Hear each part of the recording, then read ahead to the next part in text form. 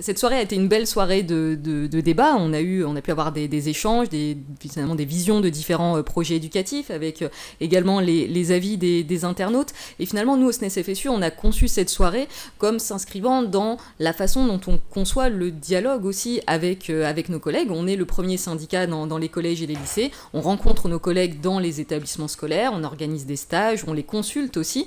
Et à partir de là, on a nous aussi construit un certain nombre de priorités qui nous semble absolument indispensable pour l'avenir des collèges et des lycées. Et c'est aussi ce qu'on veut porter ce soir et c'est ce qu'on va porter dans les prochains jours, les prochaines semaines, parce qu'il y a quand même un constat qui est évident, c'est qu'aujourd'hui, le service public d'éducation est à un tournant et il faut un certain nombre de mesures pour reconstruire le service public d'éducation et revaloriser les personnels. Alors ces mesures, elles se déclinent en plusieurs points. Il y a bien évidemment une urgence. La première urgence, c'est la rentrée 2022. Il faut absolument que le prochain président, la prochaine présidente prenne la mesure de ce qui nous attend à la prochaine rentrée. Ça veut dire prendre des décisions en matière de moyens pour la prochaine rentrée, des décisions aussi en termes de programme. On ne peut pas faire comme s'il ne s'était rien passé ces 18 derniers mois. Il y a eu la crise Covid, gérée comme on le sait par Jean-Michel Blanquer, mais cette crise, elle a eu aussi d'importantes conséquences pédagogiques et forcément, elle a aussi ralenti la progression et les apprentissages des élèves. Il faut donc des ajustements dans les programmes et c'est aussi ce qu'on demande au SNES FSU et ces mesures-là, on les attend très rapidement parce qu'il y a aujourd'hui urgence à préparer cette rentrée 2022. Un autre élément qui est absolument central dans ce qu'on porte au SNES FSU, c'est la question de la revalorisation des personnels. Et j'ajouterai un mot qui parfois n'a pas été prononcé ce soir, c'est que pour nous, la revalorisation des personnels, elle doit être sans contrepartie. C'est-à-dire qu'on ne doit pas nous demander quelque chose en plus pour espérer obtenir une revalorisation. Aujourd'hui, on est finalement dans une situation salariale qui est synonyme de déclassement, qui est synonyme de paupérisation. Il y a urgence à revaloriser les personnels. Ça veut dire le dégel immédiat du point d'indice, le rattrapage des pertes de pouvoir d'achat depuis 2010.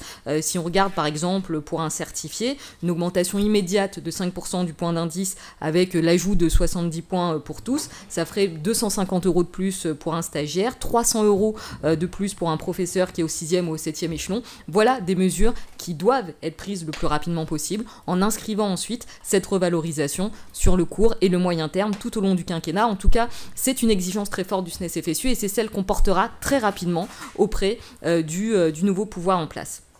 Un autre élément qui apparaît aussi et qui était dans un certain nombre d'interventions, c'est la question de la diminution des effectifs dans les classes. On a vu certains collègues dans les commentaires que Marie-Laure a pu lire finalement rappeler que les conditions de travail étaient particulièrement difficiles. Au SNES FSU, on demande 20 élèves maximum en collège d'éducation prioritaire, 24 élèves maximum hors éducation prioritaire, 25 élèves maximum en seconde au lycée et 30 élèves maximum dans le cycle terminal. Ça suppose des moyens pour les collèges et les lycées, bien évidemment des moyens en professeurs, mais aussi en CPE, en PsyEN, en AED et en AESH. Il y a absolument la nécessité de renforcer les équipes pluriprofessionnelles. On est très attachés au SNES à ce qu'on puisse travailler ensemble et ça veut dire bien évidemment recruter pour la prochaine rentrée, mais surtout programmer un plan pluriannuel de recrutement et de pré-recrutement pour s'assurer que le service public d'éducation ait bien les moyens de financer.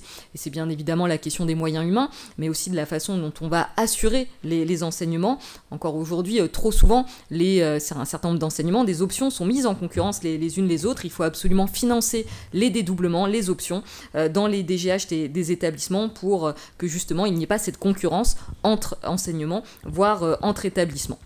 Alors il y a un point sur lequel les représentants des candidates et des candidats ne sont pas forcément exprimés, mais ils avaient peut-être eu l'occasion de le dire à la FSU, la FSU qui est la fédération à laquelle appartient le SNES, fédération de la fonction publique, qui avait déjà interpellé les candidates et les candidats sur la question de la loi de transformation de la fonction publique. Avec la FSU, nous on porte l'idée qu'il faut abroger cette loi de la transformation de la fonction publique et rétablir toutes les compétences des commissaires paritaires, des commissions paritaires. C'est un élément qui va beaucoup parler aux collègues quand on voit à quel point la loi de transformation de la fonction publique a finalement renforcé l'arbitraire, l'opacité dans les gestions des opérations de carrière des collègues. Et aujourd'hui, si on veut avoir un service public d'éducation fort, ça veut dire aussi qu'il puisse y avoir une vraie transparence sur finalement ce qui se passe pour la carrière des collègues.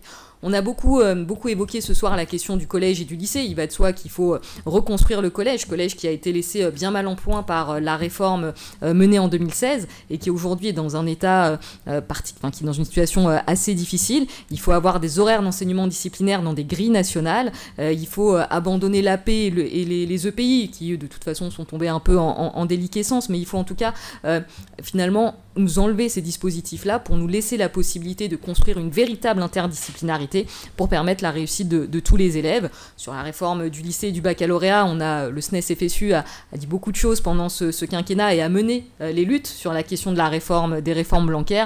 Donc il va de soi qu'il faut remettre à plat la réforme du lycée et avoir un baccalauréat avec des épreuves nationales, terminales et anonymes et supprimer le grand oral. On a beaucoup aimé le grand oral ce soir, le grand oral du SNES, mais le grand oral de Jean-Michel Blanquer a quand même largement montré ses faiblesses. Puisqu'on parle du lycée, on est amené forcément aussi à évoquer la question de l'accès au supérieur, au regard des dégâts qu'a pu faire Parcoursup et notamment des inégalités qu'il a creusées pour les élèves les plus des milieux populaires. Il faut abandonner Parcoursup. Et puisqu'on parle des élèves les plus défavorisés, il nous faut bien évidemment une carte de l'éducation prioritaire revue, élargie, y compris aux lycées qui ont été sortis de l'éducation prioritaire lors du quinquennat précédent. Il faut des indicateurs transparents. Et puis, quand on parle d'éducation prioritaire, il faut avoir une attention particulière pour les territoires d'outre-mer qui sont dans une situation sociale aussi très, très particulière. Et puis, je le disais tout à l'heure, au SNES-FSU, on est très attaché à la notion de travail en équipe pluriprofessionnelle. Il faut donc renforcer le service public d'orientation. Ça veut dire conforter le rôle de nos collègues psychologues de l'éducation nationale qui sont trop souvent confrontés à la marchandisation du service public d'orientation. Ça veut dire également qu'il faut créer un corps de fonctionnaires de catégorie B pour les AESH.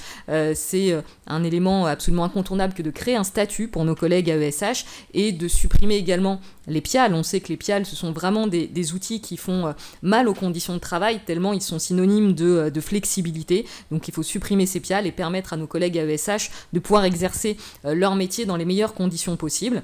Et puis, dans les équipes pluriprofessionnelles, on pense bien évidemment aussi à nos collègues AED, qu'il faut arriver à sortir de la précarité dans laquelle ils sont. Ça veut dire ouvrir des négociations pour des évolutions statutaires contre la précarité des AED, améliorer leurs conditions de travail et leur salaire. Et puis, je le disais tout à l'heure, bien évidemment, puisqu'on parle de vie scolaire, il est impossible de passer sous silence le rôle des CPE. Il faut recruter aussi davantage de CPE. Enfin, il est également nécessaire de mettre en place un vaste plan de titularisation pour les non-titulaires. L'éducation nationale comme la fonction publique est encore marquée par une très grande précarité. Aujourd'hui, il n'est pas pensable, imaginable que finalement celles et ceux qui sont au service de l'éducation nationale restent dans une telle précarité. Et puis, puisqu'on a parfois parlé un peu environnement de travail, il est aujourd'hui aussi nécessaire, en tout cas nous on le pense au SNES-FSU, d'avoir un grand plan d'investissement sur le bâti scolaire en lien avec les collectivités territoriales pour adapter finalement nos établissements scolaires au contexte environnemental mais aussi au contexte sanitaire. On va rappeler pour la énième fois depuis quelques mois que des travaux pourraient être engagés sur la question de l'aération, notamment en vue de la rentrée 2022 et que ça pourrait être aussi un moyen de lutter contre l'épidémie l'épidémie de Covid qui est toujours bien présente.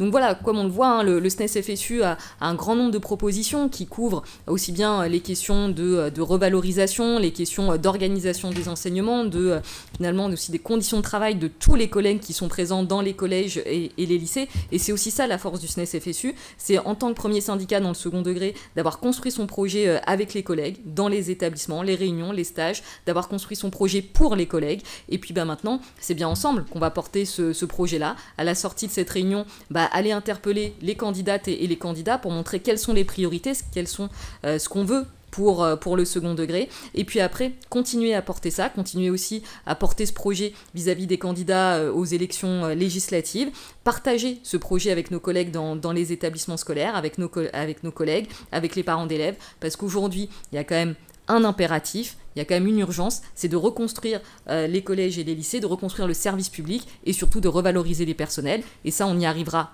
ensemble, tous ensemble, avec les collègues, avec le SNES-FSU. Et c'est finalement ce qu'on va continuer de faire dans les prochains jours, les prochaines semaines et les prochains mois.